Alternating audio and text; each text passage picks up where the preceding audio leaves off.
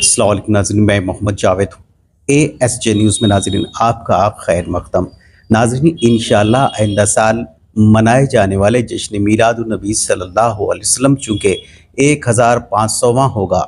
تمام عاشقان رسول صلی اللہ علیہ وسلم اس تاریخی جشن کا حصہ بننے جا رہے ہیں۔ بہرحال مرکزی میلاد جلوس اور 1500ویں جشن کے ضمن میں صدر مجلس بیرسٹر اسدالدین صاحب اویسی، رکن پارلیمان حیدرآباد اور حبیب ملت فلور لیڈر مسٹر اکبر الدین اویسی صاحب سے دارالسلام میں کمیٹی کے ذمہ داروں نے کی ملاقات۔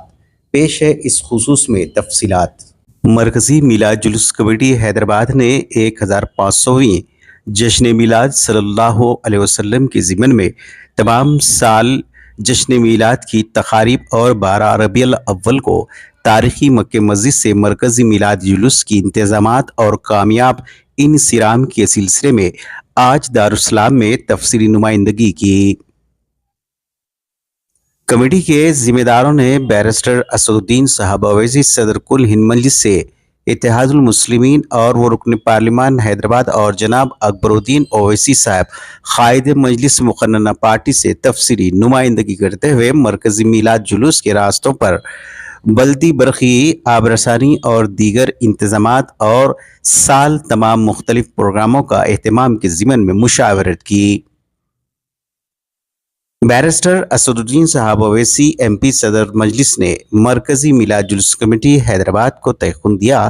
کہ تمام انتظامات کے لیے مجلسی اراکین اسمبلی اور کارپوریٹرز کمیٹی کے ساتھ اشتراک کریں گے۔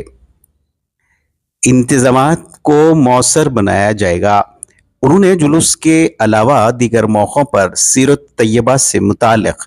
مختلف پروگراموں کے سلسلے میں اشتراک کرنے کا بھی تیقن دیا۔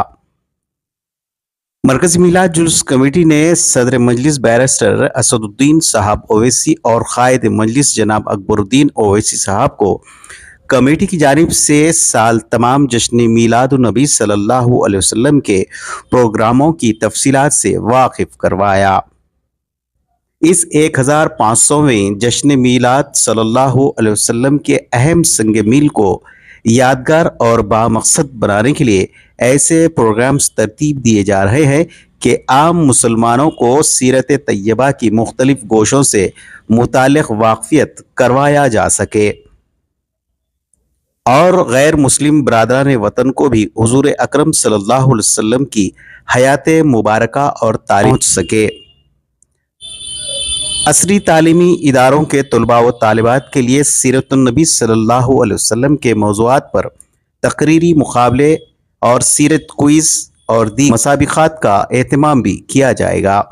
مختلف زبانوں میں مسابقات کا انعقاد عمل میں لایا جائے گا اور قومی اور بین الاقوامی سطح پر علماء کرام اور مشائخین عظام، نعتگو، شعراء اور اسکالرز کو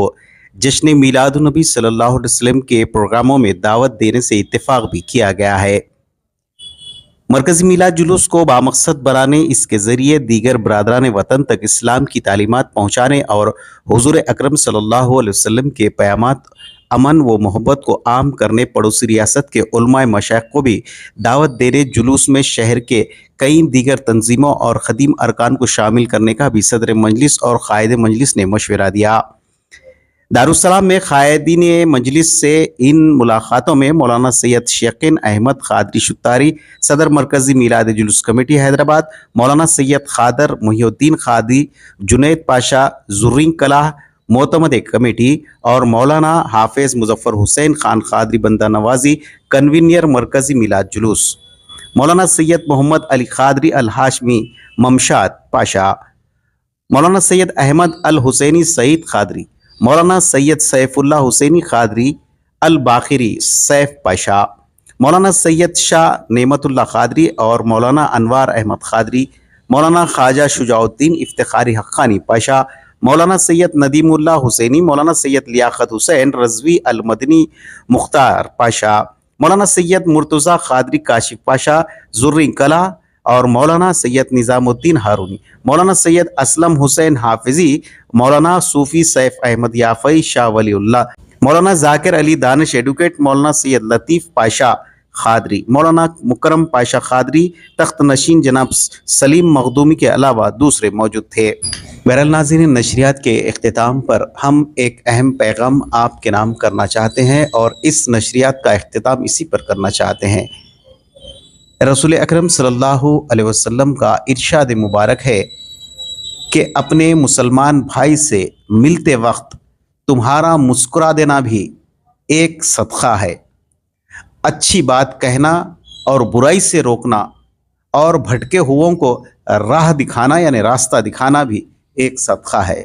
اللہ ہم سب کا نگہبان رہے۔ اللہ حافظ۔